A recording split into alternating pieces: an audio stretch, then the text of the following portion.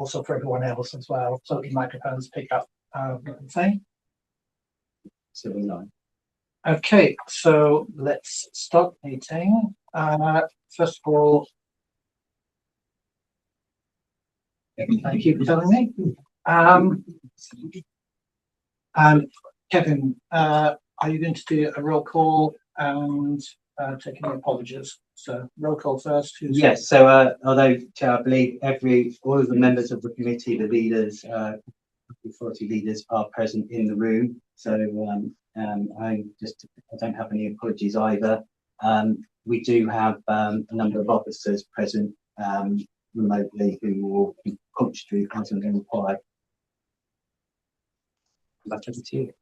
Yeah, yes, officers in the room. We have chief executives, and we have a couple of substitutes where the chief executives are, in one case ill and the other one on holiday. So we have Nathan from Oxford City and Suzanne from Southern Vale.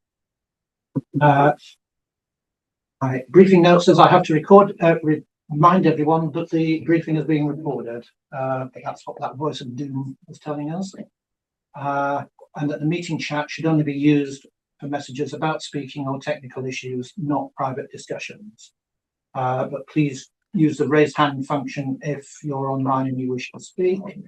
And I would encourage everyone online, please, to ensure your microphones are off or they're fully muted unless you're speaking.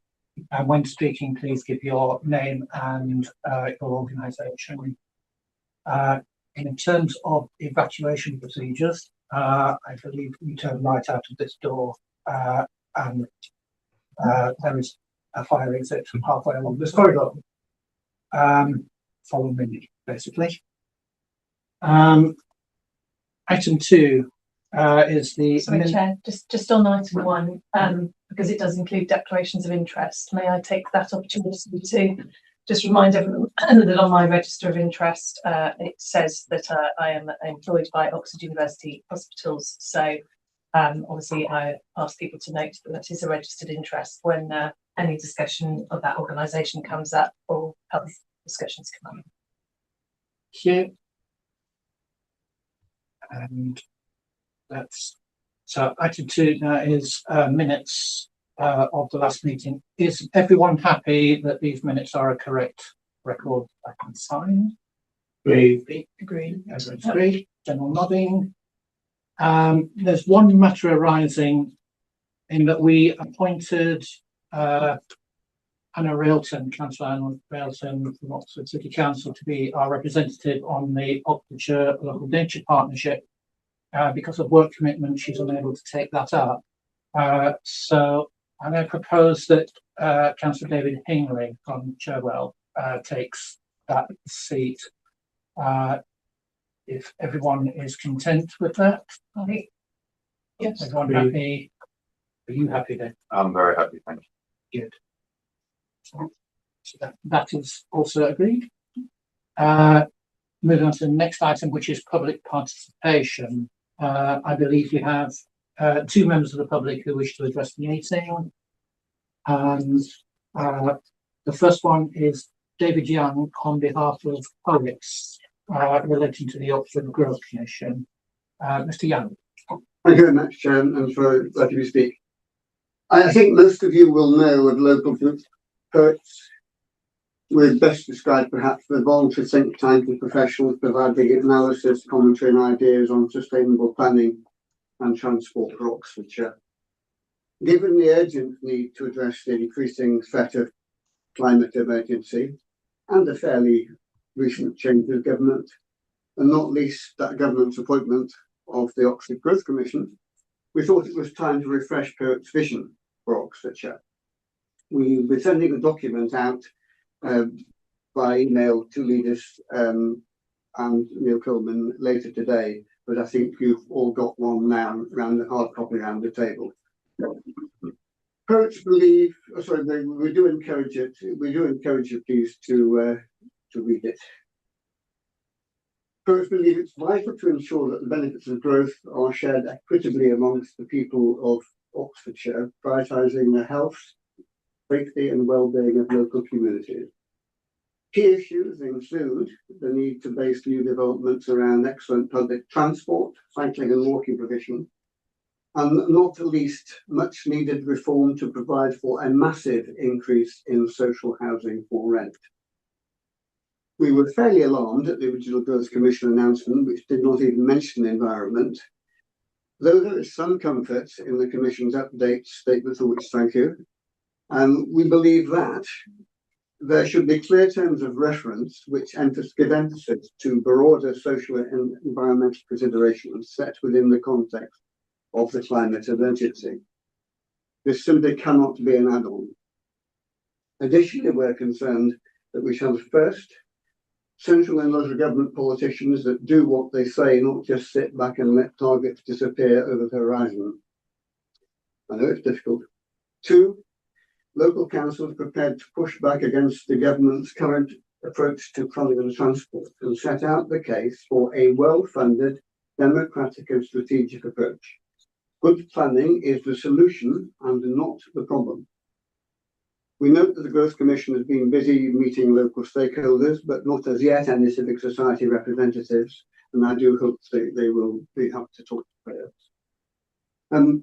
So poets are also keen to meet with council leaders, and we look forward to working constructively with you. I think we see ourselves as a critical friend in that regard, to identify what principles should underlie the planning for Oxfordshire's future. Thank you very, very much for your time. Thank you, and thank you for sticking to time. Does anyone have any questions that they would like to put to Mr. Young? Not seeing anyone, in which case, thank you. I don't think you're looking for a formal reply from us. No. We will be in touch with you anyway. Thank you very much. The least of statement is difficult of hearing because although my brain is a reasonable more order, my ears aren't. Thank you very much. Thank you. I'm going to stay for the rest of the meeting, that's all right. That's fine, yes. Our second public speaker is Ian Green from the Oxford Civic Society, and I believe Mr. Green is online. Yes, that's right. Floor is yours. Well, thank you very much. I'm talking about local government reorganisation. How long have I got, in fact? 3 minutes. 3 minutes. Yes, it's a topic which could take up a lot more time. I'll do my best within 3 minutes to explain what's going on. Oxford Civic Society is currently inviting special interest groups, community organisations and individuals from across the county to collaborate on what we call a politically neutral local assessment of how each of the proposals for local government reorganisation could ensure the efficiency and effectiveness of public services across the county and the socio-economic development planning of the county. This politically neutral assessment could provide valuable insights, enhance the preparation of the proposals, and could lead to the prioritisation of the proposals. It could help to do that. Additionally, the Society, in association with other civic bodies from across the county, will host debates by proposers on the merits and risks associated with each proposal. Over the last couple of months, we've been starting work on this, and we have been accumulating organisations and individuals who have an interest in the assessment and the debate. And a certain amount of research has been undertaken, including on the population data, population projections and the distribution across the proposals, the history of spatial planning and the trends of employment and housing distribution, and what the effect of this on the local government reorganisation proposals. We've been looking at building up baseline profiles of the current local authorities, services per capita, service cost per capita, as much as we can from published sources. We've been looking at current national local links for development policy and the way in which they are changing and the impacts that might have on local government reorganisation. And we've also been looking at the ways in which local authorities within Oxfordshire have been collaborating, and there's some very good experience there. most importantly, we've been looking at the kinds of performance indicators for local government reorganisation that can be used. And of course, we need to be cognizant of the government's indicators, because the government will want to know that we're meeting their objectives. But why not use our own indicators as well, and drawing them from the Oxfordshire strategic vision for long-term sustainable development, the vision that was first developed in 2021. This would seem to be a good source because all the districts and the county have signed up for it. And finally, we've been looking at the way in which public discussion of local reorganisation can be given a bit of a heft. It's very quiet at the moment, and the way in which we could run debates on local government reform.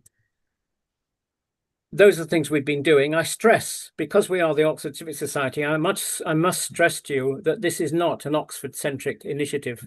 We're not looking to propose or support any particular one of the three proposals. For the last 11 years, Oxford Civic Society has had an Oxfordshire Futures Group, which has been actively engaged in county-wide transport, infrastructure, economic and inclusivity issues. And of course, we've been very much involved in the ill-fated Oxfordshire 2050 plan.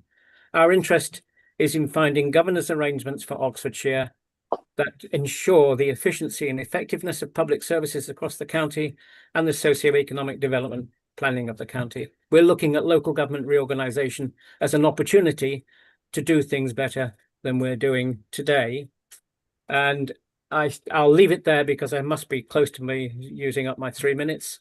But I would note that we've already met Councillor Leffman and Councillor Brown to discuss what we're doing. And we'll be very, very pleased. In fact, we really would love to meet the other district leaders to discuss what we're doing and how we're doing it. And that's the purpose of this address to the Oxfordshire Leaders Joint Committee today. So thank you very much for the opportunity to talk to you. And thank you very much. Thank you, Mr. Green. As you know, local government reorganisation is not on the agenda for this meeting, but people have heard what you say, and I'm sure if you send your submissions to the other leaders, they'll read and consider them. Thank you. Thank you. Moving on to item 4, and Mr. Green, if you wouldn't mind turning your camera off. Yes, sure. You can't see, but in this room you're very large on the screen. So moving on to item 4, which is an update from Neil Coleman, the chair of the Oxford Growth Commission. Over to you, Neil. We've got about half an hour set aside for this, but if the debate gets more interesting, then we'll carry on beyond that. I'll try and make the debate interesting. And thank you very much for inviting me to this meeting. I think it's actually, as I discovered from a LinkedIn post this morning, it is the 6-month anniversary of the Chancellor of the Exchequer's speech about the Oxford corridor on the 29th of January, where she first mentioned that she was going to create an Oxford Growth Commission. It took a while to get us up and running, and I've now been chairing this body, this organisation for about 2.5 months.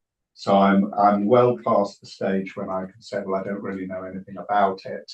And in fact, we have spent a really intensive period of engaging with local organisations, but particularly starting off, I'm really pleased to say, we managed on our very first day to meet with all the Oxfordshire local authorities, which was, I think, important from my point of view, particularly to send out a message that this is very much, from my point of view, a partnership approach with all the local authorities. And one of the things that I wanted to make clear from early on was that inevitably, given the government's view of this, there is a focus on the city of Oxford, but we look on the remit of the Commission as being an Oxfordshire-wide remit, and we want to work closely with all the districts. And that's an obvious thing that we need to do, because if you look across the county, There are issues and problems that are common.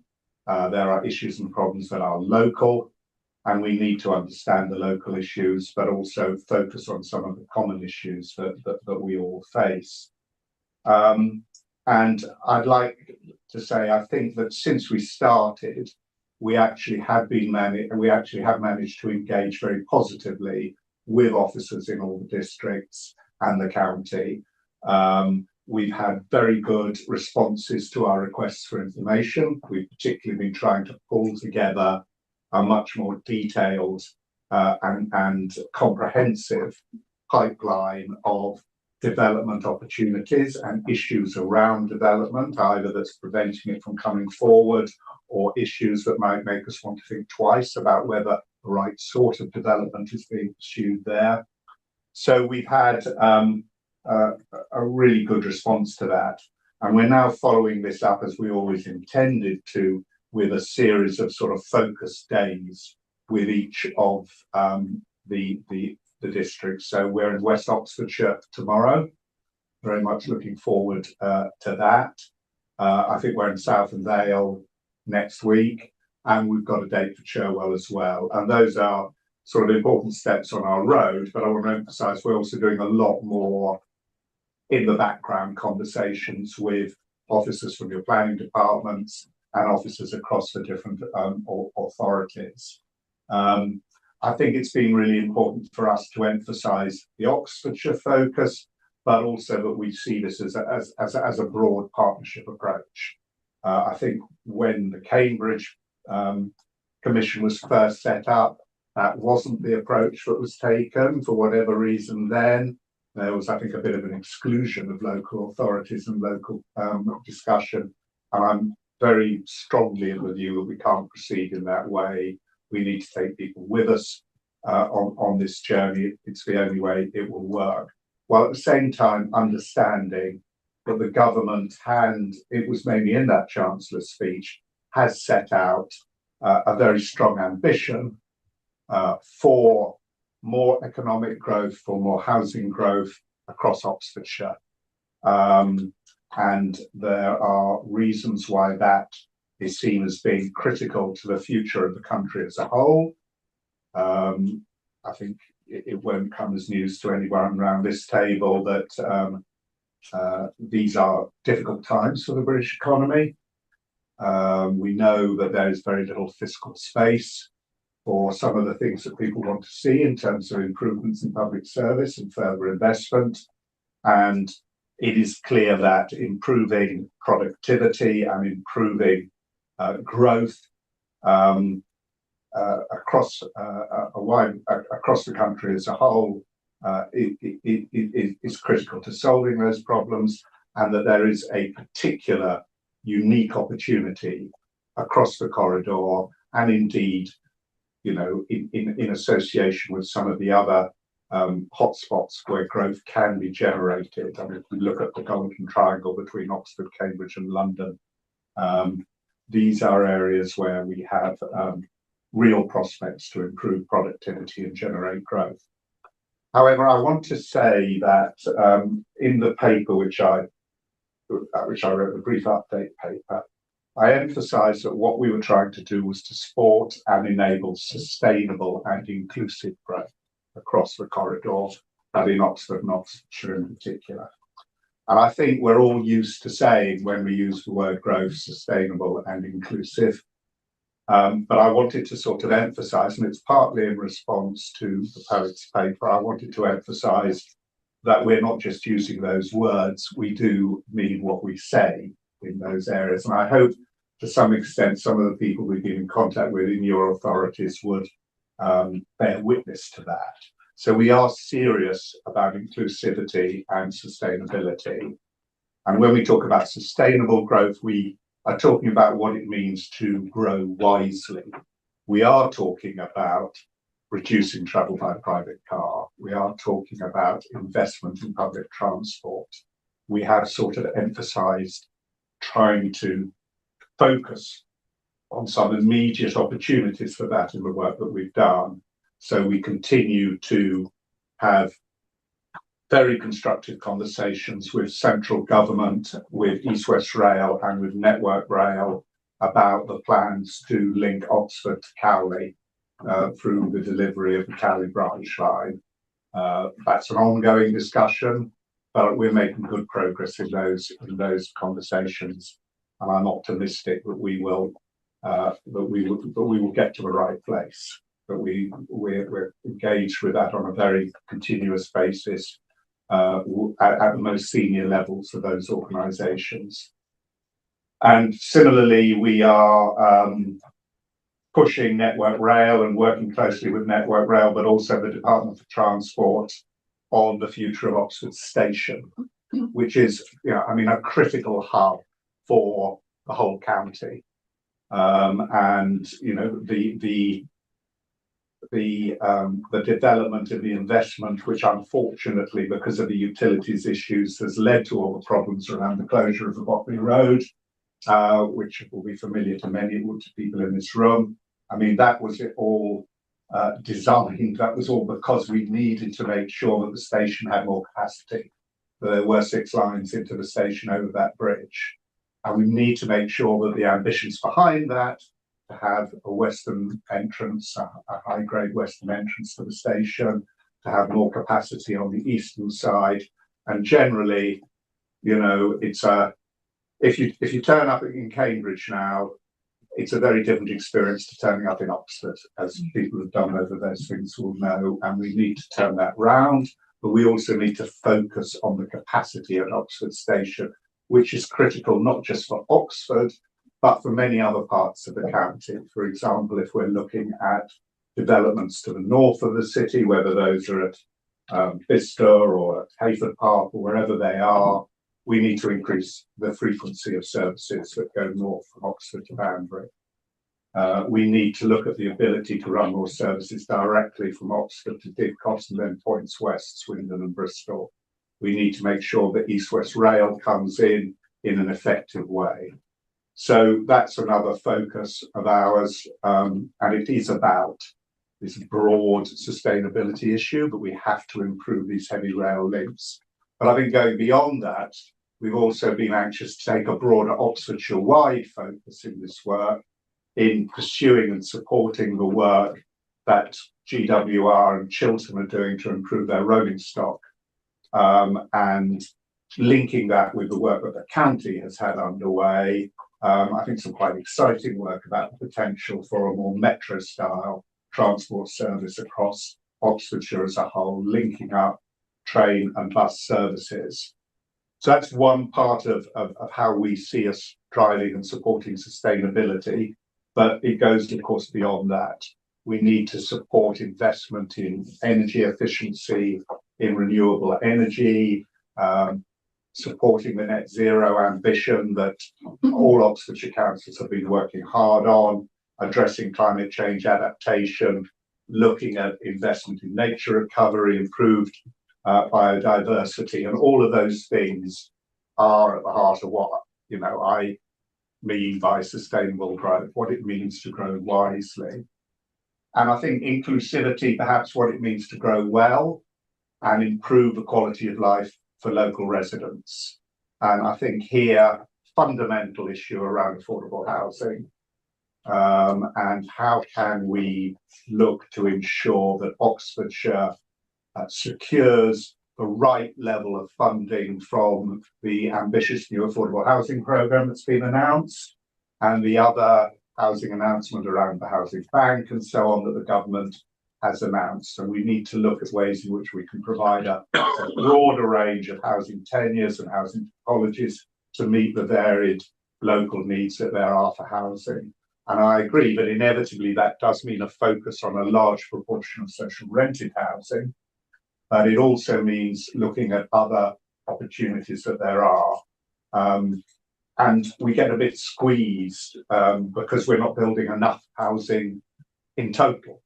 So there needs to be room for different typologies. I think we need to look at the potential for a measure of build-to-rent housing that can provide opportunities to young people or people who are potentially passing through the city but want to make a firm base here. I was interested to hear from Peabody, the big housing association, who are doing some great work out on Blackbird Leys at the moment. And they had a first phase of shared ownership housing, which they'd provided there, and they sold it all in a week. And I think we should probably be doing more shared ownership, but you know, we've got to recognise that the need for social housing is so acute that we are going to have to build enough new housing to make sure that there is room for those different typologies and tenures, and we don't squeeze out the essential social housing that has to take an important degree of priority. And that's why I think we are focusing really hard on looking at opportunities to unblock things that are stopping housing coming forward. I mean, I'll be looking forward to the West Oxfordshire visit and looking at the Salt Cross issue. Now, I know you've been struggling with that, and it is, you know, it's not I mean, I don't blame you guys, but it's not the happiest tale. This is something which was originally asked for in 2016, and here we are in 2025 with still a reconvened examination going on. Well, let's try and unblock that now, and we'll talk about that on our visit. But let's try and look at other similar examples where aspirations to bring forward significant housing development like that, I think it's over 2,000 homes, haven't been delivered in the time that they should have been delivered. And that's a matter again of cooperating with all of you. So affordable housing at the top of my list. I want to look at ways in which we can develop a really strong affordable housing strategy where we really bolt in Homes England and their money and their support, and also perhaps where we look at a greater range of providers, some of the larger housing associations that actually have some capacity to deliver at scale. It's probably not Peabody because they've got rather a lot of problems in London with planning and issues like that. But there are big HAs who want to develop in Oxfordshire, and we need to get them here working alongside landowners, talking to some of the Oxford colleges that have significant land ownerships about how they can support bringing those forward quickly. And we have done a big round of meetings with all the Oxford College landowners because they should be great in some ways because they're very patient and they have long timescales, unlike some other landowners. But at the same time, that can lead them to be slow. It can lead them to be unimaginative. And it can lead them, I think, to take too narrow a view of their charitable objectives when we should be looking at high quality placemaking, when we should be looking at a broad range of social objectives rather than what they kind of times tend to focus on, which is their fiduciary duties to get as much money in as quickly as possible, which often isn't actually even in their financial interests. So that's just one example of some of the work we're doing around housing. But again, when we talk about inclusivity, it isn't just about housing, it's also about access to jobs, access to skills, access to training, and it's also about looking at the areas of deprivation that we have in county. So it's certainly well known to Susan and probably to everybody that 6 of the Oxford city wards are among the 20% most deprived in the country. And, you know, I've talked already about Peabody's work at Blackbird Leys.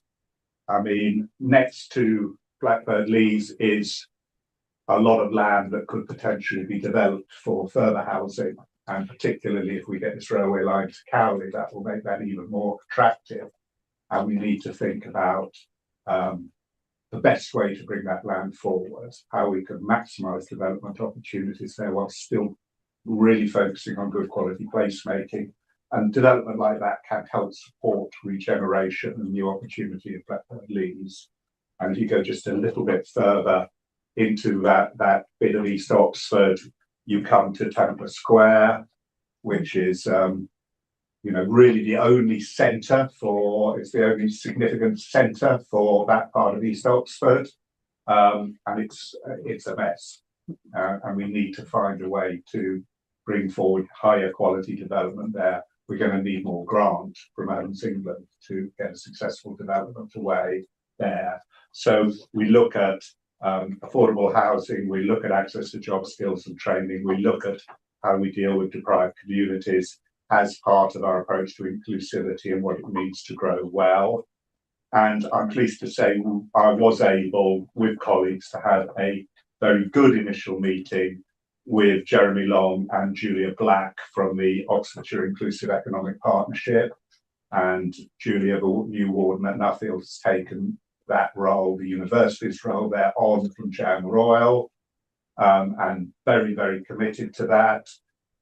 It's obviously a really important focus for us in talking about these issues of inclusivity, incorporating as it does over 100 local organisations of one sort or another, and a series of common commitments and pledges and practical action around some of the critical issues there. So I've sort of gone on a bit about that, and it's partly in making sure that I can answer some of the issues which you've raised in your public speech, which was raised in Poetry's public speech, but not just because of that. It's because I want to emphasise that, you know, we are about driving growth and about ambition. And one of the things we will try and do in the interim report that we will be working on, because just to frame this, I've been asked to do an interim report to ministers in the autumn, probably November time. And that's leading up to a final report in 18 months time. And we will want to have some clear and positive recommendations to make in that. We will want to analyse and look at the scale and scope for ambition that there is around housing growth, around economic growth. And we will want to push the envelope. We will want to take on board the government's overall ambitions for this area, which are about this area, which are about the quality of life for people who live in this area, but are also about the country's broader economic interests and problems. And there's a balance to be struck there. But we will say something about that. And obviously we will share that conversation with you all. And actually the work that we do in there will be based on a lot of the evidence base, a lot of the work the county's doing now, the strategic planning work that the county's doing, as well as the work you've all been doing to back up the local plans that you have already or the local plans that you're bringing forward. So I probably said more than enough. I did talk a little bit. I just finished by I mentioned the Cowley work, the railway station work, the metro work, two other big sort of infrastructure pieces I just touched on. I did mention in my report. We're obviously trying to, we're trying to work in a sensible way with Thames Water and with its current management team. And what everyone thinks about Thames Water and its performance over time, I think a lot of it is not necessarily the fault of its current management team. Certainly we need to have the right relationships with them. We need to watch them carefully to make sure that they are delivering on the commitments they've made around wastewater and Oxford. They also have this very large project to build a new reservoir close to here, which is a significant project, which there may be, one can understand reservations that people have about it, but if it is to proceed, we need to make sure it proceeds in the best possible way and produces whatever benefits it can do for local people. So we are heavily engaged with Thames Water and the Environment Agency and colleagues in DEFRA around that. And then the other issue, which again I touched on here, is around energy and the supply of local energy. I think there are people who are trying to do development in the city, whether it's around Bicester, whether it's in Oxford, wherever it is, are encountering a lot of problems around trying to get proper access to their energy requirements, to get connections sorted out.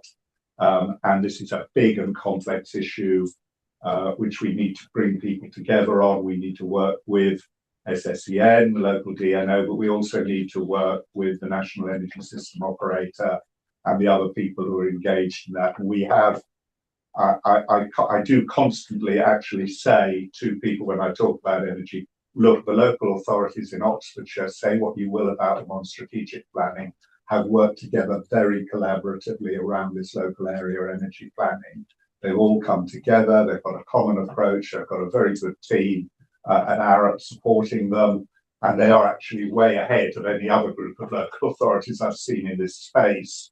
So we need to make sure that we are being supportive to them, and we've agreed to convene at the request of people who are engaged in the authorities in this work, a major summit meeting to talk about this. And it's actually got slightly larger than I'd intended it to, because we've now sort of, because of similar issues in Cambridge, the summit has now become a corridor Oxford-Cambridge summit.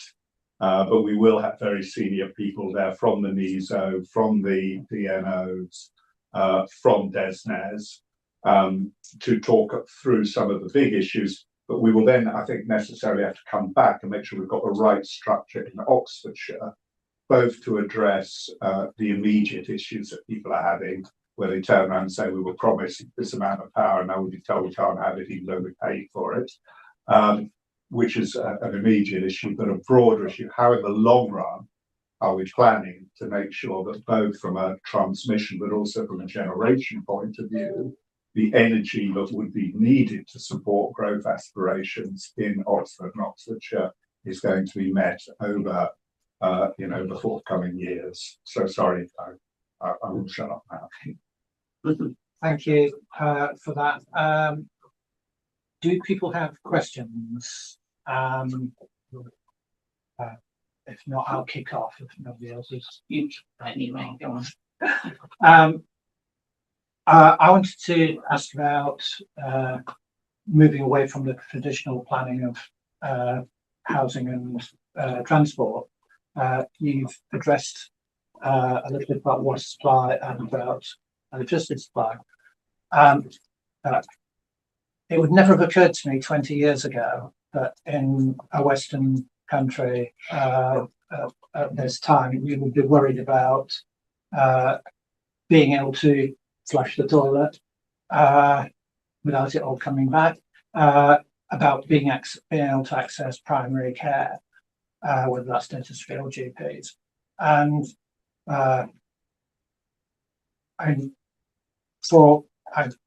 certainly last winter, whenever it rained, I didn't sleep because I knew that my ward would be underwater because the water treatment plant couldn't cope with the heavy downpour.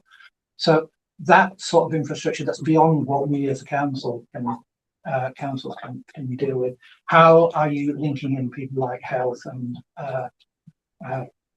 water and other providers of infrastructure over which we have a limited amount of influence?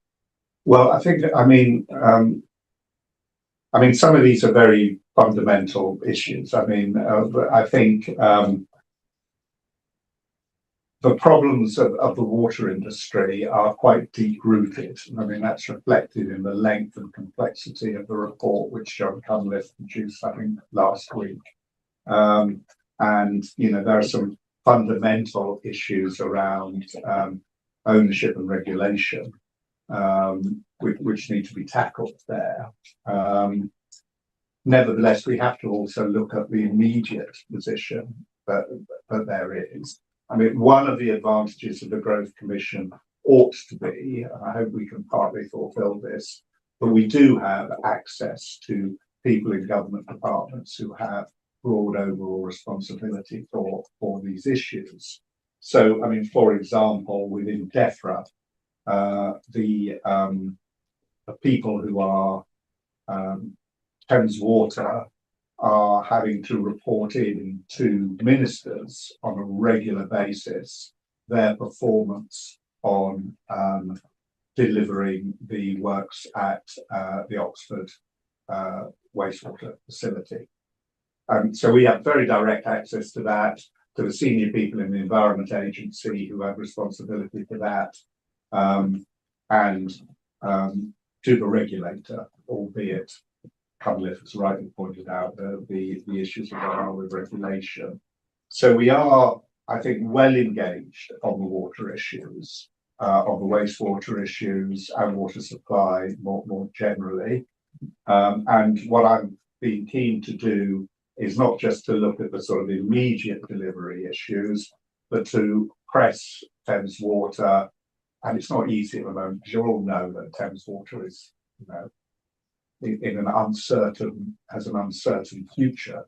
We're not quite clear what's going to, whether it's going to go into a special administration or not.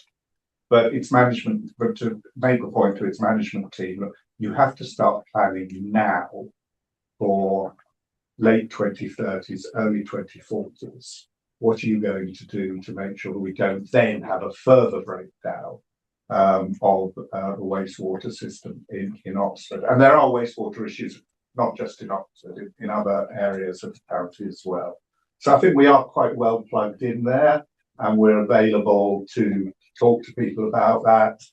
And there's a big issue for Oxford as a city in terms of the future of its wastewater resource. And we are keen to explore that further. And we're talking to the senior management team in Thames Water and to people in DEFRA about that. I have to say that on health, we haven't yet done much significant work. It's a lacuna in what we've done.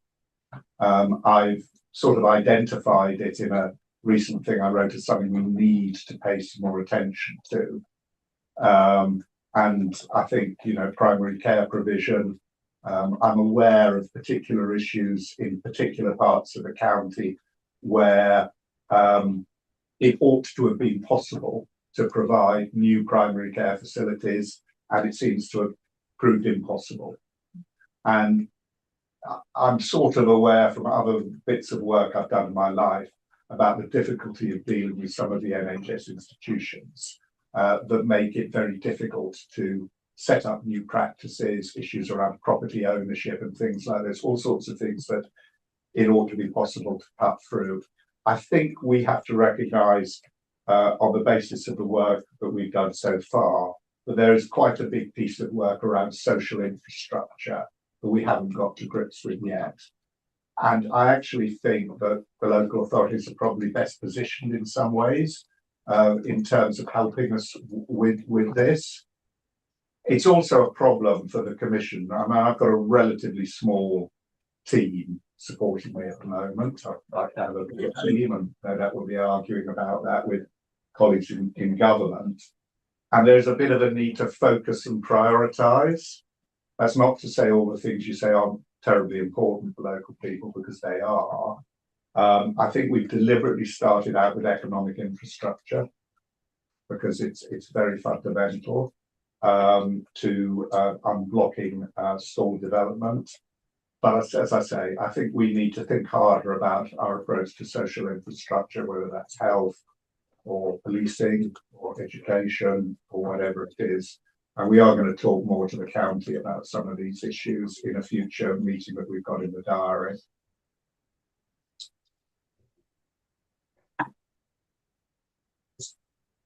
Yeah, I'm practicing a self-denying ordinance here and pass on to the next questions. And Do I come would back. urge the others to do the same. Otherwise, we Beth, your turn. Just two completely different things, but I'll get them in one. Firstly, I'm really grateful that you are taking a more holistic approach outside the city. That's really important because we're all interconnected. I was speaking to you earlier about different, I mean, I'm sure everybody has those sort of projects that would make a huge difference to their area and unlock capabilities and sustainable growth development. And obviously, you mentioned the reservoir. As a council, we're against the reservoir that would be located slap bang in the middle of the Vale. But as pragmatic people, if this is to go through, it's not our decision.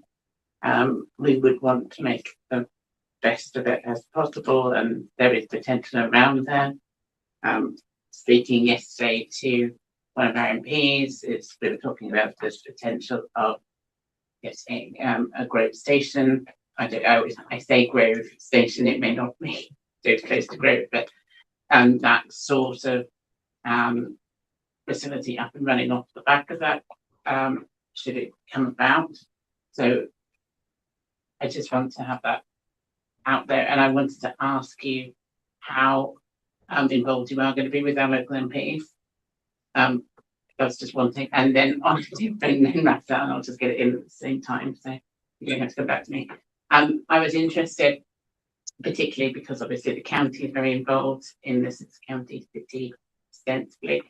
You were talking about the most deprived areas in Oxford specifically, and I was sort of under the impression that particularly county were taking a different view of that sort of granularity. They're taking a more granular approach to deprivation right across the county, and I was wondering, in that through the marketplace work that you're doing the scheme, I was wondering if that thinking was going alongside of that, or that was going into that, because it seems a shame that we've been sort of running two parallel systems of that measurement. That makes sense, I hope so. So you can ask me questions back again if I didn't make sense. No, I think I understand, and I think just to sort of reassure you on that point. I mean, I did pick out the areas in the city because you know, I mean, there you can see the numbers in the national stats. But you're absolutely right, but you know, deprivation in rural areas, particularly in areas where there's inadequate public transport or particular problems for particular groups of people, you know, is a serious issue. And I do know the work that the county's been looking at around this, which is, you know, sort of fairly advanced thinking, and certainly we're supportive of that approach as well. And I think, you know, the issues around transport, around health provision, around access, you know, are all important ones there, and ones which I certainly include under the sort of broad inclusivity heading.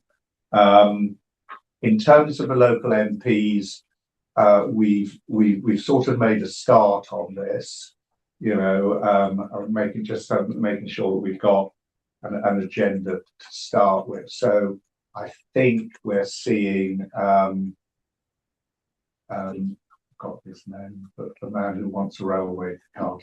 I think we might be seeing him during the visit to West Oxfordshire. So, and I think we will be looking to engage with the other Oxfordshire MPs as well.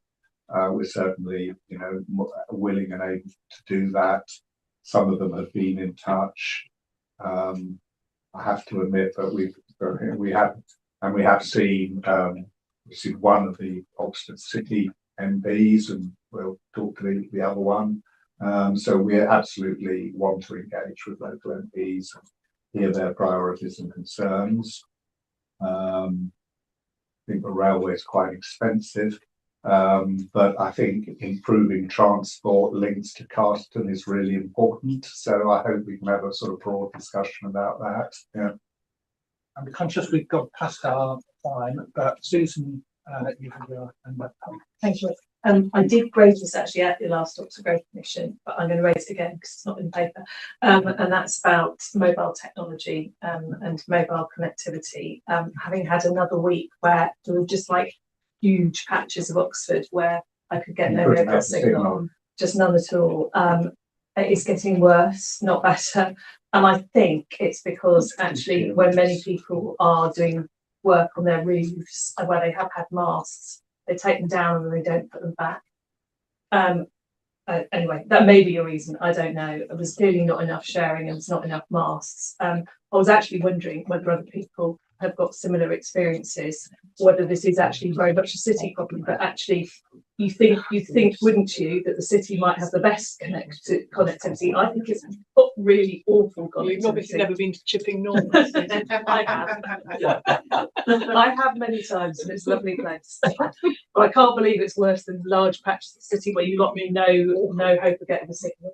Anyway, just throwing it out there. Well, we should take this away because, you know, It's really critical for business. it is critical to business, and it's a bit concerning to hear what you say because, you know, it's a sort of issue you might find in the Welsh valleys, but one wouldn't expect perhaps to find it in a city like Oxford, or indeed in the county. It's an Ofcom stroke DCMS thing, and I think, I mean, one area of infrastructure that is actually normally put forward as a real success for the UK is the way it's done 5G and improved digital access across the country as a whole. So I think it's something we can take away, and you know, Mark can talk to colleagues in Ofcom and if necessary DCMS, but there ought to be a grip somewhere on what the service is supposed to be, and that should either show up that problem that ought to be being addressed, or it's showing a mismatch between what that says and actually your experience on the ground. Thanks, we've used all your time up, and you've probably got places to go and things to do. Liz was waving at me. Are you happy to take one more question? Yes. Well, it's really a very quick one. I'm absolutely, totally and 100% behind the idea of the Oxfordshire Metro, but of course we can't rely 100% on that being trains. And I just wondered whether you had any thoughts about how we might work with bus companies to get some improved bus services in areas where trains are simply not going to be able to happen. Yes, I think we have a series of sort of agreed work streams, I think, that were mentioned in my my paper, and one of those is transport and connectivity, and I think we've had a bit of a focus on heavy rail so far, and also the rolling stock issues, but I think we do intend, I don't know, Mark, if you want to say any more about this, we do intend to have, as part of this work stream, separate pieces of work looking at buses and also looking at active travel, because I think we need to pick those up. I think we'll be relying quite a lot on the county. Well, I have put myself forward as the person to lead on the transport stream, so I'm very pleased to hear that. I just want to make the point that, you know, for many people, rail is, I mean, you've got to get to the railway station, so we've got to find a way of being able to get there. Okay, thank you. And we no doubt be seeing you again. Yes, I hope so. Yeah. Okay. Thanks very much. Thank you. And moving on, Boss just looked at what item 5 is the Oxfordshire Housing and Growth Deal update. So we've had a report on that, and the officers are online to note it. Does anyone have any questions on that report? I wanted to ask them to present on it other than take any questions. So does anyone have questions on the first deal report? In which case we're asked to note it. So duly noted. And the next item 9 is, sorry, item. Thank you. Which I was thinking. Item 6 is to look at basically the requests for funds. So we have 3, the enabling nature markets, exploring Oxfordshire carbon emissions, and the developing of an anchor network. So I'll go through each of those individually and ask someone to present and take any questions, and then we can vote on them either in part or on total, and how the conversation goes. So on the first one, enabling local nature markets, I believe Susan Harbour is going to introduce this. Yeah, hi. Sorry, just struggling there with the tech, but hopefully you can hear and see me. So I'm Susan Harbour. I'm standing in for Matt Whitney. I look after the staff and budgets of the local nature partnership on behalf of all the councils, but I'm not a technical expert. But hopefully you all had a chance to read the paper that Matt submitted. So this piece of work is kind of integral to a lot of the stuff that we've been talking around for the whole meeting, things that were mentioned in the Growth Commission report and other areas, and it's about nature finance and the importance of nature finance in enabling growth, enabling biodiversity net gain, in enabling us to move towards a carbon neutral Oxfordshire. And basically what Matt and others are asking for is some money to continue some work that's got off to a really great start, setting up the ONREF, the fund, which is putting forward sites for biodiversity net gain, for the nature mark work, which we started developing, and to fund the post currently occupied by Hugh Thomas, which has been occupied for the last year or so, to develop this work and take it forward. Hopefully everyone knows enough about it, but I'm happy to take questions and do my best to answer them. Thank you. Does anyone have any questions on this proposal? Not seeing any, in which case shall we move on to the second one, which is exploring Oxfordshire carbon emissions. And Stan Morgan-Price. Yes, I'm here. Thanks. Hi, everyone. Sam Morgan-Price. I manage the Zero Carbon Oxfordshire Partnership. As hopefully you've seen from the papers, this is a request for £25,000 to enable us to appoint a consultant that would do a piece of work looking to understand the local influence different organisations have across the county over the county's emissions. This would then be combined to with research with individuals working on climate initiatives in these different organisations to understand the opportunities that perhaps we haven't identified yet, particularly with a focus on collaborative ones, as this is what ZCOP as a partnership is really focused on. This, for ZCOP in particular, this would be fed into a 2-year plan that we would then deliver with partners collaboratively to try and maximise our impact.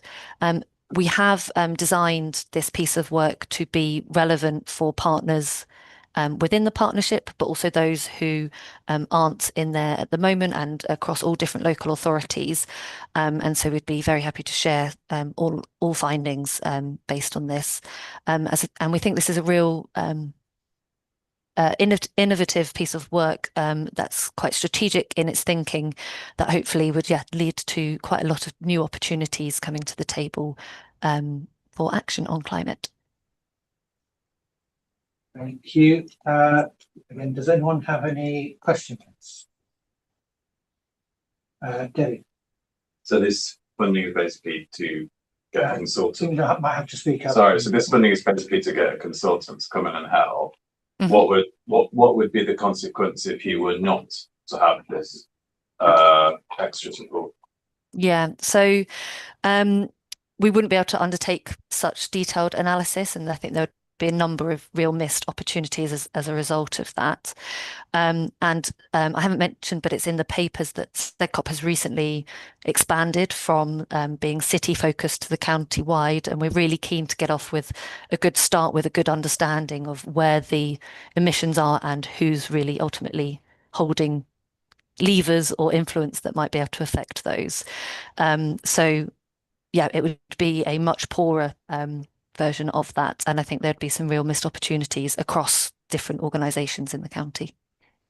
Okay, thank you. Andy? Yeah. Do you think you could actually just elaborate on the steering group champions, who they are and their participation? Yeah, of course.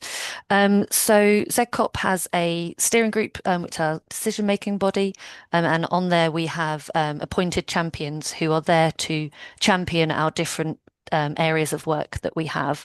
So below the steering group sits a number of different working groups covering a whole range of different things, from climate adaptation, where we have the champion is John Upham from Oxford Health NHS Trust, through to sustainable transport, where, for example, Jerry Woods from Oxford Brookes is the champion. So these are business partners typically that we partner with to really try and champion the work and get the attention outside of local authorities as well.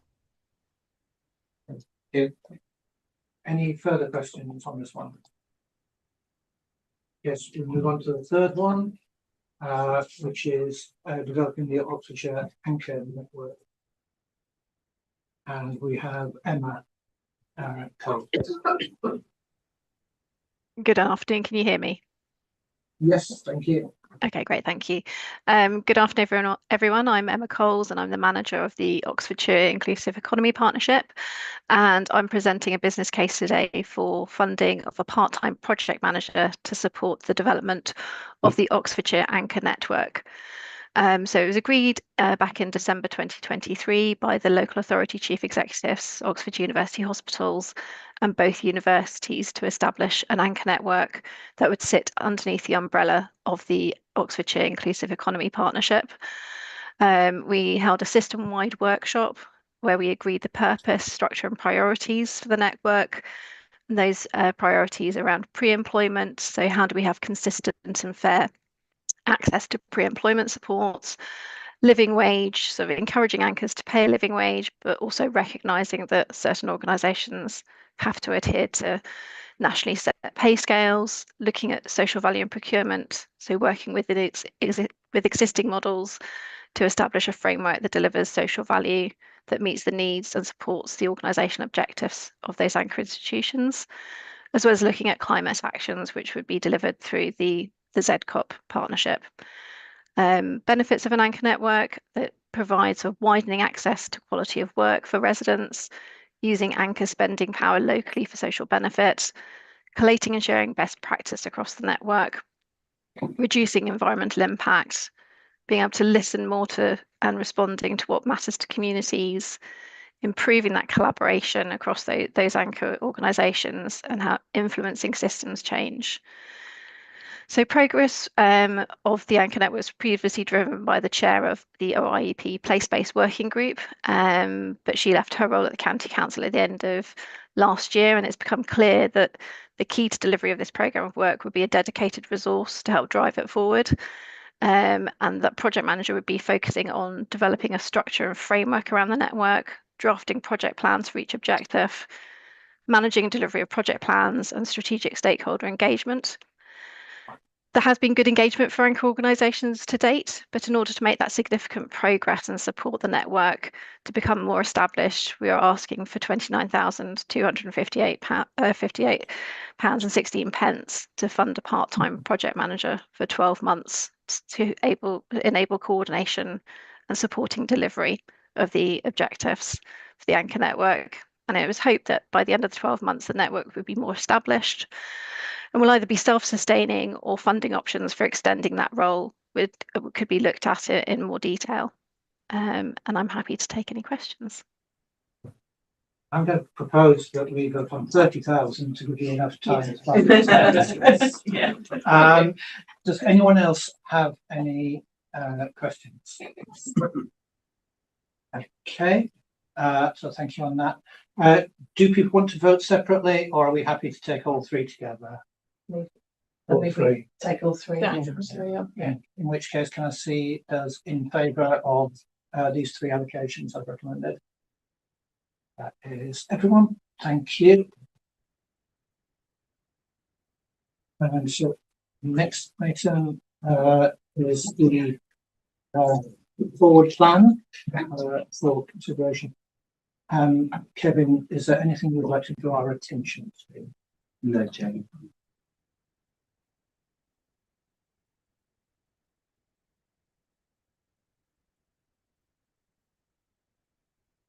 Remind you that I'm the chair.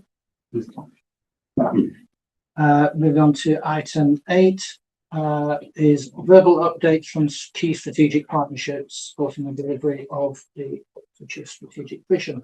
I only know of one, which is England's Economic Heartland.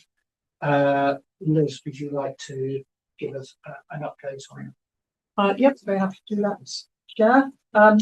So we've had a meeting in the last few weeks. I think it was about 3 weeks ago, hard on the heels of a previous meeting, which I reported on at the last meeting. I think the main thing to report back on is the fact that there's been quite a lot of work done on mobility hubs, and that picks up on some of the conversations we've been having this afternoon about the Growth Commission, because one of the things that we're looking at as the EH is how we can make it possible for people to travel sustainably to railway stations particularly along the East West Rail line, and have those mobility hubs. So there's a lot of work gone on in looking at how those mobility hubs could be developed, but also how there could be private investment in some of those mobility hubs as well. And one of those is Oxford Parkway Station, which clearly has, a position outside Oxford itself, but close to some very important new developments, and also possibly a football stadium. So that is really quite key to the way that we want to see somewhere like Oxford Parkway develop. The other thing is the summit. There's going to be a summit coming up between the leaders across the whole of the region. The idea there is that we have some input into the Oxford to Cambridge corridor discussions. We will have Patrick Valance coming to that meeting. He came to one of our meetings. He came to the last but one meeting, but it was an online meeting. He was online at that meeting and only had about half an hour. What we're hoping is that at the summit meeting there will be an opportunity to have a really extensive conversation about what is going to happen with the corridor and how that's going to develop. And I think again that fits in very neatly to the discussions that we've had today around the growth commission here. So obviously all that fits together quite seamlessly, really. So those are the key things that came out of that meeting. The other thing just to say is that there were a number of other things that were presented, including work that's been done on bus services across the EEH region. We had a bus summit about a year ago, another one. Again, we're going to have another symposium on buses coming forward, looking at ways in which we can manage not just franchising, but actually some things like on-demand transport, things like that, where EH has done quite a lot of work with. I think in Hertfordshire they've got a good on-demand transport service that includes small buses in rural areas. And that's something that I know we're quite keen to have a look at here in Oxfordshire, so that's quite relevant as well. So a lot of the work that EH is doing is really advising our officers and giving them the tools to be able to do their work and to be able to come forward with proposals that we can adopt here in the county. That's a very brief summary of where we are. I don't know, Bethia, if you would like to add anything to that, because you were at the meeting as well. I was at the meeting and I think you covered it very well. I was in it. I was actually in Chipping Norton at that time. Oh, It's quite good actually where I was. Oh, but you were online, not trying to use your phone. Yeah. Oh no, I wasn't going to do that. Yeah. So you covered it very well. Thank you. Quite applaud the idea of holding a symposium on buses. It's far better than a stuffy sort of college meeting. The next item is updates on other matters that are relevant. Andy. I didn't raise it in the pre-meeting as it came to me when we were talking about devolution and also LGR. But I think there are bodies that some of us actually either sit on. District Council's network is one example of, and their future, of course, is up for consideration. And in light of the fact that we're going to have new unitaries as part of the local government reorganisation, I think what we need to do is address at some point what bodies would actually help to support those new authorities going forward, because there's nothing in government guidelines on that at the moment. And also South East Councils is another one which actually will cease to exist potentially unless it sort of changes its remit from supporting individual councils as it stands to the new bodies. And I think I'm raising it because it hasn't actually been on the radar for us to look at. But I know that a number of us leaders are either on the DCN executive, and we will need to actually bring that to a future meeting as to what is going to happen going forward. And DCN are looking at it at the moment, and so is South East Councils. And I kind of think we need to be kept in the loop as to what the future could be in the new authority makeup. I just raise it for now, but it's something. CCN. CCN as well. Okay, noted. I'm not sure what to do with it, but well, it's got a future agenda. Possibly. Have a think. Just one point, Chair, if I may, but CCN does actually include those councils as well as counties, but also unitaries. So I'm guessing that that will continue. Yeah. So it's more a question of what happens to DCN than CCN. Susan, thank you. I mean, my understanding is that both of those organisations are actually looking at what they might do in the future, and both do actually currently have a number of unitary members, but clearly they are more defined by their current names, and so they will want to do that. I'll be quite honest, and I'm the Vice Chair of District Councils Network. I don't think this is the right body to be having that discussion in. There are different places in which we can have those discussions, but I'm not sure we could add from an Oxfordshire perspective to that discussion, although I'm really happy to talk to individuals if they want to feed in any thoughts at all on the subject, because I mean, Andy's right, it's very much a live discussion at the moment in terms of local government. And I think that both the County Council Network and District Councils Network have been really invaluable organisations in terms of supporting councils in a way that the LGA can't quite. It's not the position of the LGA to do that in quite the same way, because they organise in a very much different way. So they have to kind of reach a kind of compromise position on things a lot of the time, which makes it, I think, less effective perhaps as a lobbying organisation. And actually, sometimes what local government needs is a lobbying organisation. So I think there were interesting discussions to be had, just not sure that this is the right place for them. But South East Councils would be different matters. But I wasn't aware that they were proposing any particular changes. But, yeah, I would only support it coming forward here if we had something specific to discuss. But if someone comes up with that. Still on items of matter of relevance, health. Yes, I just wanted to comment on the fact that with the changes that are going to be happening with the 10-year plan that's recently been published, I think it was published in the last week or two, wasn't it? The health plan. I was very concerned to note that the intention is to do away with the integration care partnerships, which have been part of the ICBs for some time, and which have been a forum for leaders, elected political leaders, to have a conversation around health.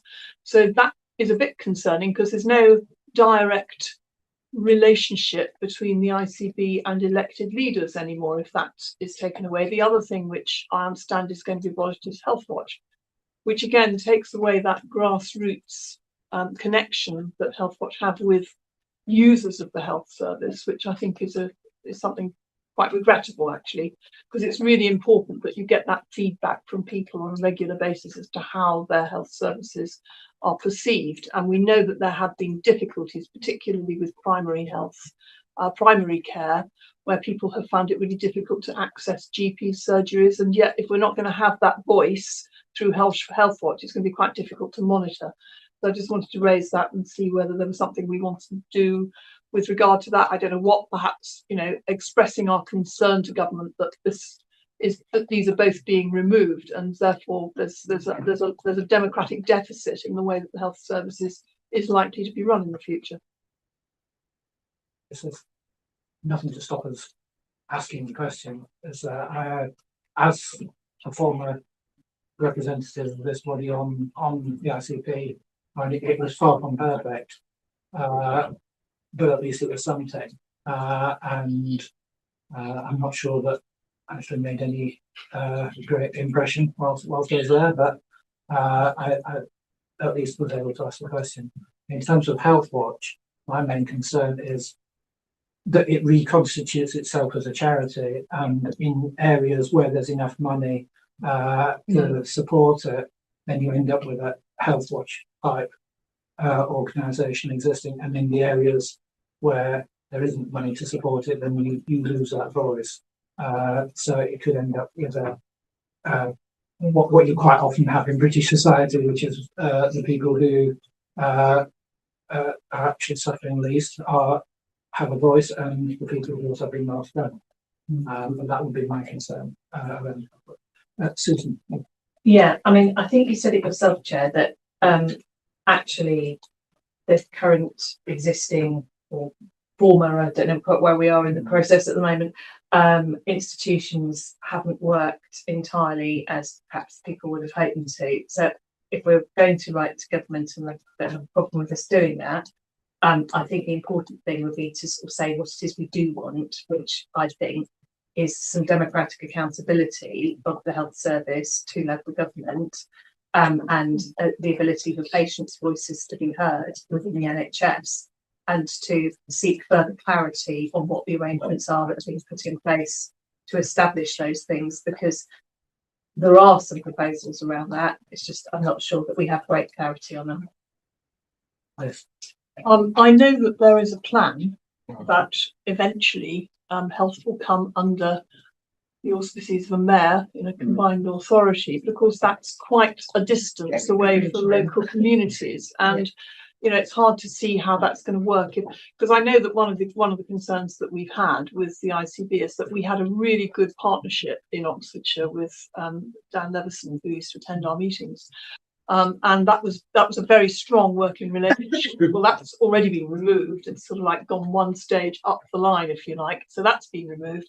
I'm very concerned that if we end up with a mayoral authority that has the responsibility for the whole of the bob, and there's nothing underneath that to be able to support local communities and monitor some of the changes that are happening, because some of the proposals that are coming forward in the 10-year plan, I think, are very good. I mean, the idea that you're going to have services available to local level, you know, diagnostic services, etc., which would mean that people can get those things done closer to home without having, for example, to travel as far as Oxford to be able to get, you know, simple diagnostic tests done. And who knows, in the future, you know, scans and things like that. That's all great, but we need to know that it's working, so that, you know, if it's not working, we need to be able to feed that back. And if we don't have that Health Watch or some other body of that kind keeping an eye on what's going on at a local level, it's going to be very difficult to monitor the success of that service. I was gesticulating at Andrew. I was agreeing with you. You consume Passionate agreement. One final point, if I may. I mean, I would add to that. I mean, I take on board everything that Liz is saying there, but I think the other issue is that even with that, there is an interim before we get to that point, and we're in it. Yeah. So what's the current proposal? And it feels to me like there is a gap at the moment. So I think it's a fair enough question to say to government, what is the current proposal? Are people generally happy? I'll ask the question then. Are people generally happy for us to write as a group to the minister saying we're concerned about the lack of a patient's voice, about a lack of a local authority Still turning connections? At least I could remember. Not necessarily in the right order. And if the long-term aim is that democratic deficit being met by the mayor, what happens in that? It will be worded better because it will be worded by somebody, not me. But are people generally happy that that is something we take forward?